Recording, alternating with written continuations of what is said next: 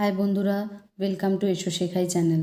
আজকে আমরা class 4 English butterfly বইয়ের 64 বা 64 পৃষ্ঠার অ্যাক্টিভিটি 7B উত্তর করব। বন্ধুরা, এটা হচ্ছে লেসন 5 মিটিং বারেমিয়ার অ্যাক্টিভিটি। এসো বন্ধুরা কী বলেছে দেখি। Underline the verbs that are in present continuous tense. Underline মানে নিচে দাগ দাও, দ্য ভার্বস মানে সেই সমস্ত ক্রিয়াপদগুলোকে that are in the present continuous tense, যেটা কিনা প্রেজেন্ট কন্টিনিউয়াস টেন্সে রয়েছে। টেন্স মানে কালে, এটার পুরো বাংলা কি ঘটমান বর্তমান কালে রয়েছে। বন্ধুরা, একটু আগে আমি এর আগের ভিডিওতেই তোমাদেরকে এটা আমি শিখিয়ে দিয়েছি, তোমরা গিয়ে ওই ভিডিওটা দেখে নাও, তাহলে তোমাদের যে কনসেপ্টটা আরও বেশি ভালোভাবে ক্লিয়ার হয়ে যাবে, তোমরা পরিষ্কারভাবে বুঝতে পারবে। তো বন্ধুরা, সেই ভার্বগুলোকে দাগ দিতে বলছে যেটা প্রেজেন্ট কন্টিনিউয়াস টেন্সে আছে। দেখো, প্রথমে বলছে Mita is dancing on the stage. Mita dance মানে হচ্ছে নাচ করা, আর ইজ ড্যান্সিং মানে নাচছে অন দ্য স্টেজ, স্টেজের উপরে। মিতা স্টেজের উপরে নাচছে। দেখো বন্ধুরা, প্রেজেন্ট কন্টিনিউয়াস টেন্স চেনার একমাত্র উপায় হচ্ছে ভার্বের সাথে আইএনজি যোগ থাকবে, আর অ্যাম ইজ অথবা আর থাকবে। তাহলে এখানে ইজ ড্যান্সিংয়ের মাধ্যমে বোঝা যাচ্ছে যে প্রেজেন্ট কন্টিনিউয়াস টেন্স, তাই এটা নিচে দাগ দেবো। এরপর বন্ধুরা রয়েছে দ্য চাইল্ড ইজ লাফিং। দ্য চাইল্ড মানে বাচ্চা, দা মানে টি, বাচ্চাটি ইজ লাফিং।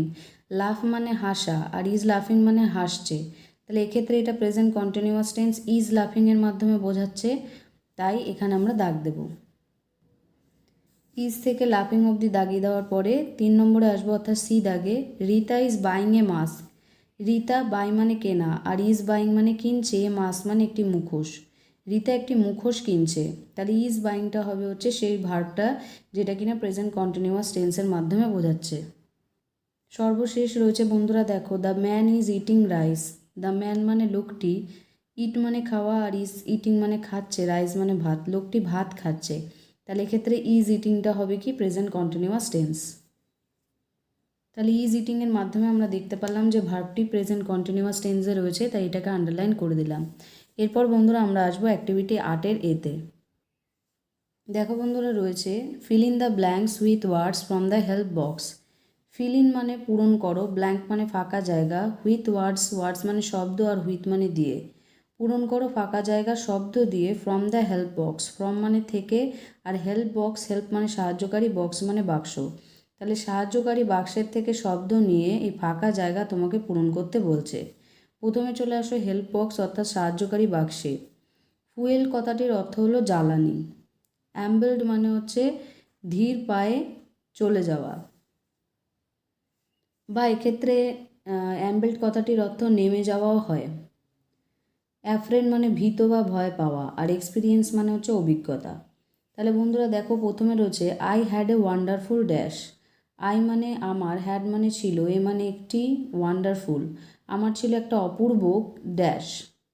তাহলে কী হবে বন্ধুরা, এক্ষেত্রে কী হতে পারে, আমার ছিল একটি অপূর্ব এক্সপিরিয়েন্স অর্থাৎ অভিজ্ঞতা। তারপরেরটা বন্ধুরা হবে the two brothers were dash to see the tiger.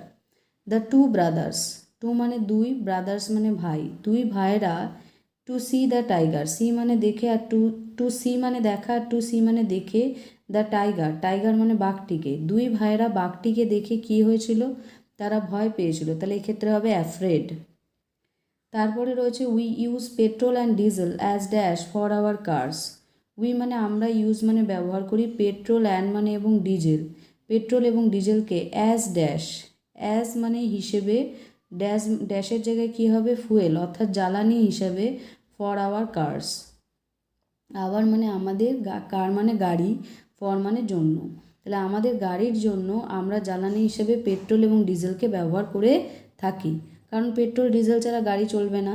আর লাস্টে হচ্ছে I dash down by the river bank. এখানে হবে হচ্ছে অ্যাম্বেলড। আই মানে আমি, অ্যাম্বেল ডাউন মানে নেমে গেলাম নিচে, বাই দ্য রিভার ব্যাঙ্ক নদীর তীরে, তাহলে আমি নদীর তীরে নেমে গেলাম। তাহলে এক্ষেত্রে বন্ধু এখানে হবে অ্যাম্বেলড। এবার উত্তর করবার পরে ফাইনালি কি হয় তোমাদের দেখিয়ে দিচ্ছি। তো ফাইনালি উত্তর করবার পরে আমি দেখতে পেলাম প্রথমটা হবে এক্সপিরিয়েন্স, তারপরটা হবে অ্যাফ্রেড, তারপরটা হবে ফুয়েল, তারপরটা হবে অ্যাম্বেলড। এই গেল 7B এবং 8-এর উত্তর। এরপরের ভিডিওতে তোমরা 8Bর উত্তর পাবে। বন্ধুরা, ভিডিওটা ভালো লেগে থাকলে এই ভিডিওটা শেয়ার করে দাও সেই ছোট্ট বন্ধুর সাথে, যেই বন্ধু ইংরেজিটাকে শিখতে চাইছে এবং এই ভিডিওগুলোর মাধ্যমে সে বুঝতে পারবে। তাহলে বন্ধুরা, এইভাবে এসো শেখাই চ্যানেলের পাশে থাকো এবং হেল্প করো এসো শেখাই চ্যানেলকে আরও বন্ধুদের কাছে পৌঁছাতে। অবশ্যই লাইক, শেয়ার এবং সাবস্ক্রাইব করো এবং বাকি পরের যে অ্যাক্টিভিটির ভিডিওগুলো পেতে চোখ রাখো এসো শেখাই চ্যানেলে। থ্যাংক ইউ সো মাচ আমার ছোট্ট বন্ধুরা।